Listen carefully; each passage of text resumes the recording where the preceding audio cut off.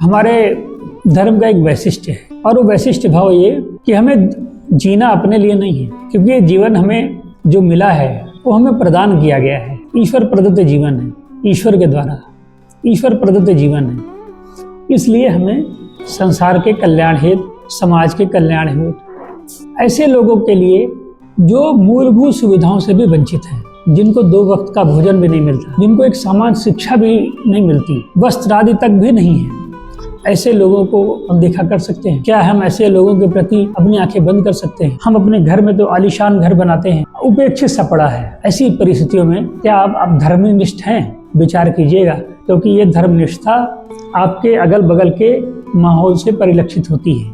यदि आप सेवाभावी हैं, इन सब विषयों पर संवेदनशील होंगे। यदि आप संवेदनशील नहीं हैं तो सुनिश्चित रूप से मान कर रखिए, अपने कर्तव्यों के प्रति सजग नहीं है। किसी का प्रारब्ध बदल नहीं सकते, परंतु हम उसे आसान तो कर सकते हैं। कोई गरीब है, असहाय है, बीमार है, देखने वाला कोई नहीं है। एक छोटी सी हमारी पहल उसको एक नया जीवन दे सकती है।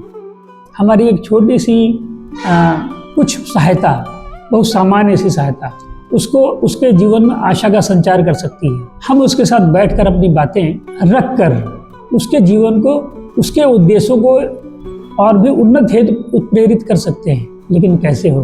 आप सभी को, हम सभी को, समग्र समाज को एक चेतना, एक धैर्य, एक विश्वास, एक भरोसा, एक उद्देश्य के साथ चलना होगा। सनातन सेवा फाउंडेशन ने अपना लक्ष्य बहुत व्यापक रखा है। उन सभी लक्ष्यों पर केंद्रित है जो सनातन धर्म का मूल उद्देश्य है। हमारी कल्पना क्या है? समूचा विश्व हमारा बंधु है, सब लोग सुखी रहें, सब निरोगी रहें, सबके साथ हम सहभागी रहें, यही तो है।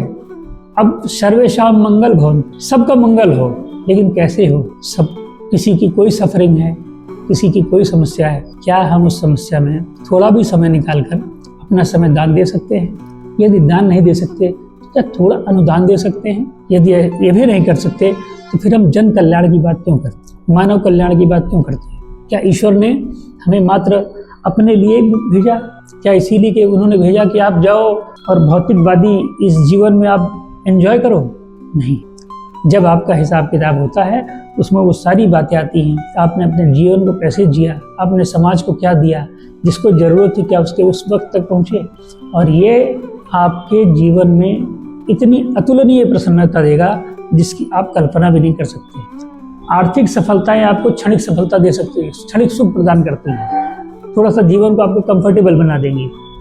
लेकिन किसी मानव की सेवा ऐसी परिस्थितियों में जब वो असहाय हो, वो आपकी आत्मा को प्रसन्न करती है। किसी पशु को जो रास्ते में बीमार पड़ा हो, उपेक्षित हो, कोई ना देख रहा हो, उसके शरीर पे घाव हो, यदि आपने उस समय उसकी मरहम पट्टी की, उसको उठा के लेके गए पशु चिकित्सालय में और वहाँ उसका इलाज करा दिया, यकीन मान कर रखिए वो बोल तो नहीं सकता, परंतु उसके रोम रोम से निकला धन्यवाद आपके संपूर्ण जीवन के संपूर्ण भाव में ऐसा प्रस्फुटित होगा जिसकी आप कल्पना भी नहीं कर सकते।